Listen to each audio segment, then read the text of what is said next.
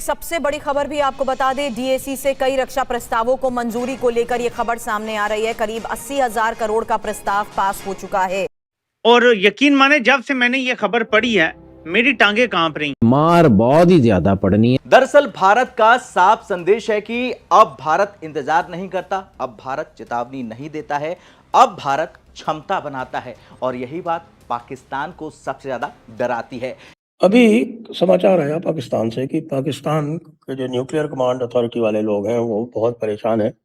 भारत ने जो 2 दिन पहले जो K4 मिसाइल जो टेस्ट की है अपने अरिघात एसएसबीएन बोलते हैं, nuclear operated ballistic missile submarine, SSBN बोलते हैं उसको।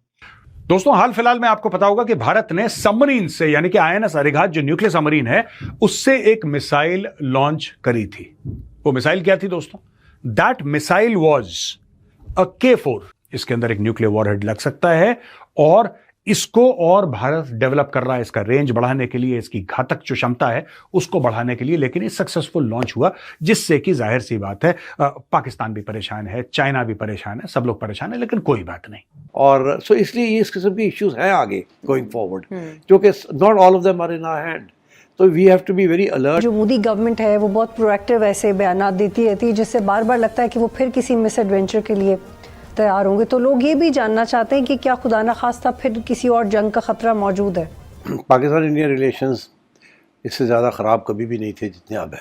कोई प्रोजेक्ट 75 इंडिया है जिसके मुताबिक इंडिया जो है वो 6 new generation diesel electric attack submarines जिनके अंदर हर तरह के फीचर्स होंगे। कि इसराइल ने अचानक सोमालीलैंड को तस्लीम कर लिया एक अलग मुल्क के तौर पे, इसके असरात क्या पड़ेंगे? पर सेठ साहब, वीज़ास के मामले पे कोई हमने डेवलपमेंट नहीं देखी और दौरा थोड़ा मशकूक सा रहा।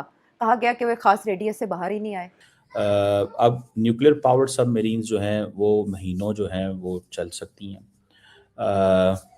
हाई स्पीड पे ट्रैवल करती हैं, लंबे सफर करती हैं। असलिया खरीद रहा है और ना सिर्फ ये बल्कि अब उसने ये दावा किया है कि वो बंकर बस्टर बॉम्ब जो हैं जो ईरान पे बरसाए गए वो भी बना रहा है। जाहिर है हम ही उसका निशाना है। हेलो फ्रेंड, जय हिंद। हिंदुस्तान स्पेशल न्यूज में आपका स्वागत है। दोस्तों, भारत अपने डिफेंस सेक्टर को बड़ा बूस्ट देने जा रहा है। रक्षा मंत्रालय की डिफेंस एक्विजिशन काउंसिल DAC ने करीब 80,000 करोड़ रुपए की रक्षा खरीद और अपग्रेड प्रस्तावों को मंजूरी दे दी है। ये फैसला भारतीय सेना, वायुसेना और नौसेना की युद्ध क्षमता को मजबूत करने के लिए बहुत महत्वपूर्ण है। इसमें पुराने हथियारों का अपग्रेड, नए आधुनिक हथियारों की खरीद और स्वदेशी विकास शामिल है। इस डील में T-90 टैंकों का स्वदेशी overhaul, Mi-17 helicopter upgrade, loitering munition, MRS-AM मिसाइलें, अस्त्र मार्क 2, पिना का रॉकेट विकास और अमेरिका से 2 9B ड्रोन शामिल है। सूत्रों के अनुसार इसमें missile system, surveillance platform, refueller aircraft और अवाक से जुड़े प्रस्ताव शामिल है। सरकार के आत्मनिर्भर भारत अभियान के तहत रक्षा उत्पादन और तेज होने की उम्मीद है। इस बारे में रक्षा मंत्री राजनाथ सिंह ने बताते हुए ट्वीट किया कि आज हुई डिफेंस एक्विजिशन काउंसिल DAC की बैठक में तीनों सेनाओं के अलग अलग प्रस्तावों के लिए लगभग 80,000 करोड़ की एक्सेप्टेंस ऑफ नेसेसिटी को मंजूरी दे दी गई है। तो चलिए आगे इसी टॉपिक पर वीडियो को देखते हैं। अगर चैनल पर नए हैं तो प्लीज चैनल को सब्सक्राइब कर लें और वीडियो को लाइक करके अपना विचार कमेंट बॉक्स में जरूर लिखें। कि भारत जो है वो अपनी नेवी पे बहुत पैसा लगा रहा है। उसकी वजह यह है कि इंडो पैसिफिक के अंदर बहुत सारी जो नेवीज़ हैं वो भी बहुत ज़्यादा पैसा लगा रही हैं। इस हवाले से मैं आज बात करना चाह रहा हूँ। इंडिया बड़े पैमाने पे जो सबमरीन जो है वो भी ले रहा है। रिसेंटली मैंने कुछ देखा था कि तकरीबन 6 कोई प्रोजेक्ट 75 इंडिया है जिसके मुताबिक इंडिया जो है वो 6 new generation diesel electric attack submarines जिनके अंदर हर तरह के फीचर्स होंगे, एयर डिपेंडेंट, प्रोपोर्जन एटसेट्रा।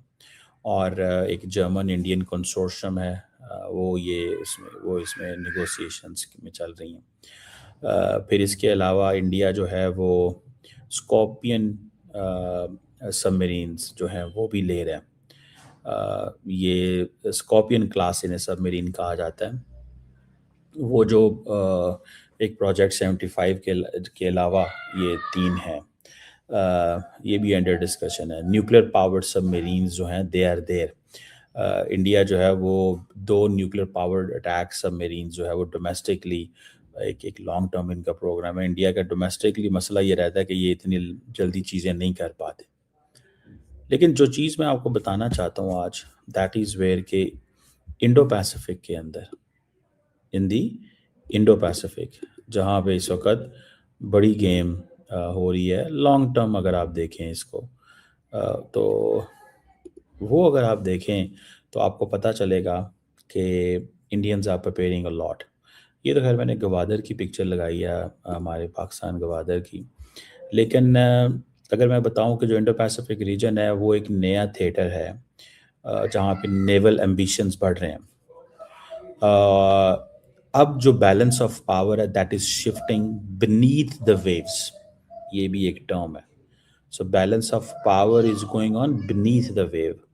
जो एक चीज़ इमर्ज कर रही है वो एक मिलिट्री एक स्ट्रक्चरल ट्रांसफॉर्मेशन आ रही है, डिटरेंस में, इंडस्ट्रियल कैपेसिटी में, अलायंस क्रेडिबिलिटी में। साउथ कोरिया जो है वो न्यूक्लियर पावर सबमरीन ले रहा है, जो यूएस जो है वो उन्होंने दी है 2025 के लेट उन्होंने अप्रूवल की है। और ऑस्ट्रेलिया जो है उसने ऑलरेडी एज एन ऑकस जो पार्टनरशिप है यूएस और यूके की, और जापान के अंदर भी डिबेट बहुत तेज़ी से बढ़ रही है। इंडिया ऑलरेडी इसके ऊपर काम कर रहा है। ये सारे मुल्क जितने भी हैं ये they are all dependent on America for their advance conventional submarines, because वो एक स्ट्रेटिजिकली सफिशेंट ये रखना चाहते हैं। अब न्यूक्लियर पावर्ड सबमरीन्स जो हैं वो महीनों जो हैं वो चल सकती हैं, हाई स्पीड पे ट्रैवल करती हैं, लंबे सफ़र करती हैं, परसिस्टेंस रहती है। ख़ास तौर पे साउथ चाइना सी और जो ताइवान की स्ट्रेट है, जहाँ पे आपको वो जिसे कहते हैं ना शैडो एडवर्सली वेसल्स मिलते हैं, मींस के एडवर्सरी की वेसल्स हैं लेकिन शैडोइंग हैं, मतलब आपको पता नहीं चल रहा होता कहाँ पे हैं। सी लेन्स यहाँ पे उनकी डिस्ट्रप्शन का फ्यूचर में ख़तरा है। याद रखिएगा this sea lane communication protection is not just कि ये नॉन स्टेट एक्टर्स का मसला नहीं है, फ्यूचर में ये स्टेट्स भी इसको देख रही होंगे। और आपको पता है for your economic dependence uninterrupted maritime trade चाहिए। हमारी जो पाकिस्तान की नेवी है वो इंटरनेशनल वाटर्स के अंदर और पाकिस्तान के उसके अंदर it has the absolute capability that India can not stop any supply chain towards Pakistan. तो ये जो जापान एंड साउथ कोरिया जो है वो भी चाहते हैं अनइंटरप्टेड मैरीटाइम ट्रेड। सो ये जो नेवी बिल्ड की जा रही है ये सप्लाई चेन को देखते हुए बिल्ड की जा रही है।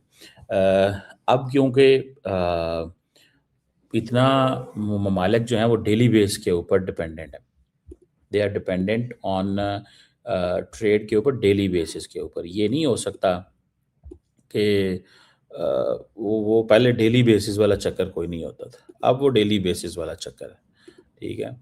तो इंडिया जो है वो भी इस चीज़ में आया हुआ है कि हमें अपनी नेवी जो है उसको अच्छे से चलाना है। तो ये इंडियंस भी बाय कर रहे हैं।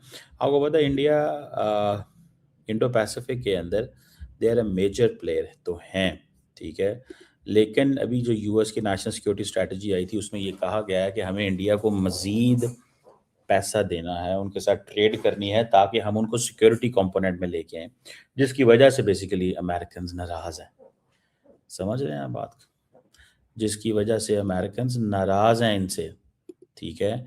वो समझते हैं यार बस ये क्या ये हमारे अच्छे दोस्त हैं इंडियंस, ये हमारे लिए कुछ नहीं कर रहे, ठीक है। This is what they are saying.